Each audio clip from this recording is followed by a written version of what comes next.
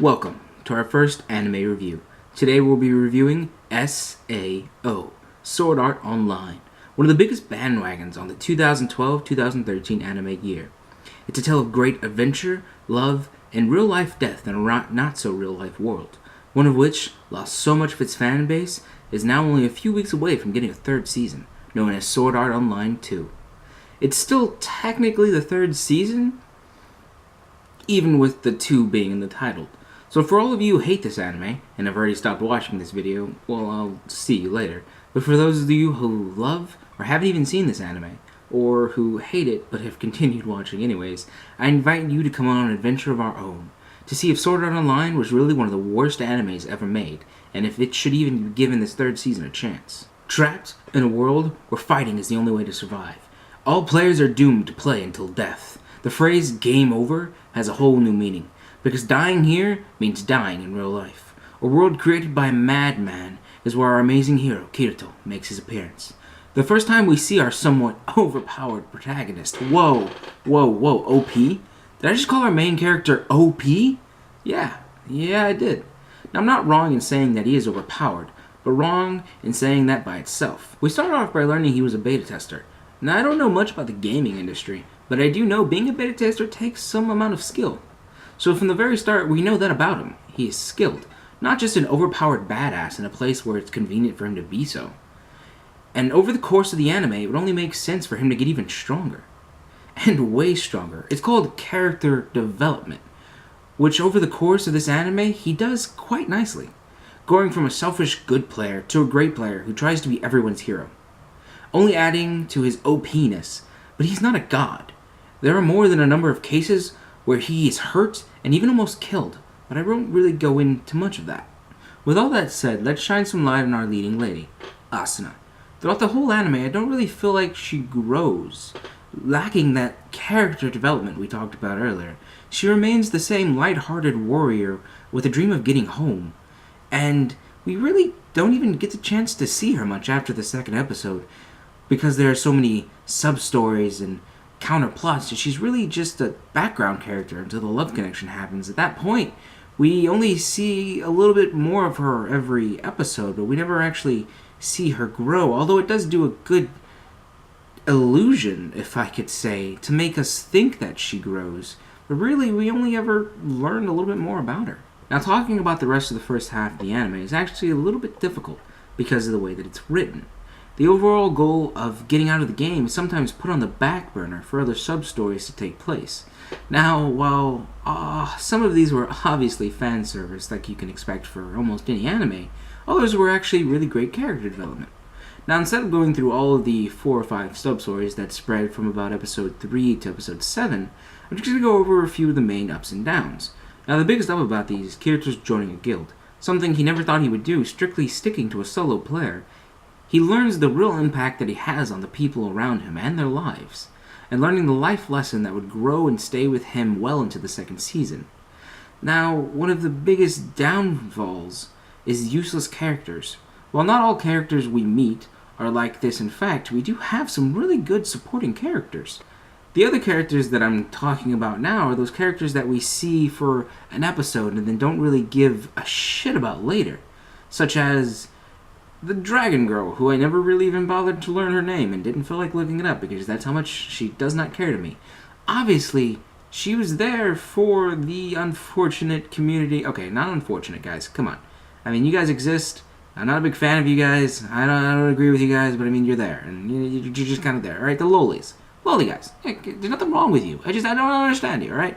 Loli complex, not one of my biggest complex. But I mean, come on, look at this. Look at her. You see her? She's a loli. Just a straight loli. That's what she's there for. She's there for loli fans. And her episode, it gets a little tentacle rapey. Just a little tentacle rapey. I mean, look at this. Is there really any point for having this in the anime at all? No, this is strictly just here for fan service. Now, that's not a bad thing. But I mean, it does a good job of taking away from the story.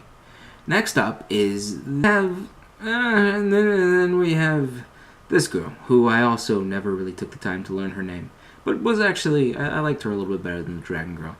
She serves no real purpose in helping Kirito, other than gaining a better sword, which until now he was doing without us even seeing or knowing about. These two, as I've already said, are just those characters we see for one episode but don't really care about them after that. These are both added to his harem, in fact, just for the sake of him having one. And I mean, with the big love connection that's just built so heavily upon him and Asuna, it's honestly just useless in my eyes. The only real up about these subplots is it helps us feel more immersed into the story. Like, we aren't just watching some lame, straightforward story.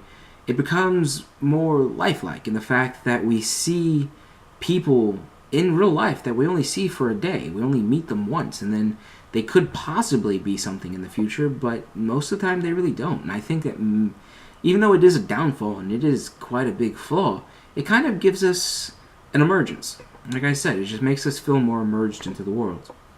Even with that emergence, I have to say that the first half of the show was, well, kind of the worst. While I can't say that it was shit, or the worst anime ever made, while rewatching it to do this review, the replay value really wasn't all that great.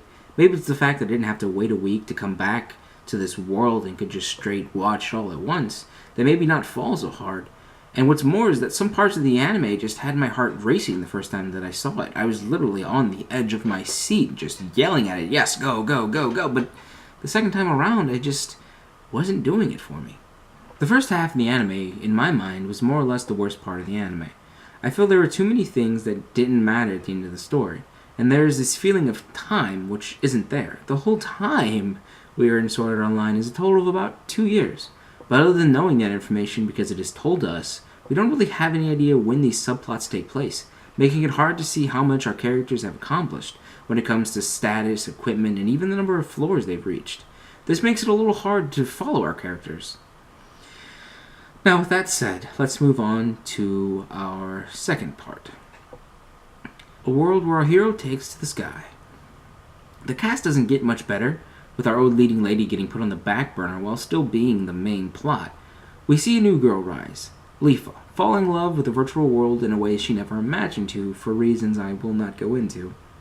She now leads Kirito through a new world in order to find the Tree of Life. With Leafa's character being somewhat of a mystery, we do know that she is actually a good swordsman. Swordswoman? Swords fighter? Sword person. I'm not really sure what the correct term of that is. But she's a good fighter, and actually kind of well known in this game. And her appearance is a little bit of a twist, but I can't go into. We really don't get to see her character grow much either, which is a little bit disappointing. This part of the story is a little bit more straightforward, giving us a plot and only strengthening that plot for a good episode, and the characters we see are seen again in the final boss battle. The second half almost seems shorter, lasting from episode 14 until episode 25 at the very end, and I think this comes from the fact that it takes place in no more than a week's time. And the lack of long sub-stories make it feel so short. So again, not perfect, with some ups and downs there. So this leads me to my final thoughts. The story of Sword Art Online is just what I said it was before, an epic one. And with that said, nothing can be epic and perfect all the time. This show has, without a doubt, its flaws. But it's not the worst anime ever made. I say simply take it for what it is. Now, as a reviewer, this is not something that I like to say with ease, because I always want to compare one thing to another. But I think Sword Art Online is good for what it is. Now, it leads us to our even bigger question. Should we watch the third season? Well, that's not even one of those questions that even I can answer. You have my thoughts, my feelings, and my ideas on this, and it's up to you to decide whether or not you're willing to proceed. I know for myself, I'm definitely going to give it the old 3-episode rules just to see where it goes. Well, guys, that's the end of this one. Well, guys, that's the end of this one. Be sure to let me know what you think in the comments down below. Do you agree? Do you disagree? Do you think Sword Art Online is the bane of the universe? Do you actually want to watch the new season? I'm actually really interested to know. I'm planning on reviewing what I've been watching in the new season when it's finished, along with so many other things. So like and subscribe to keep updated.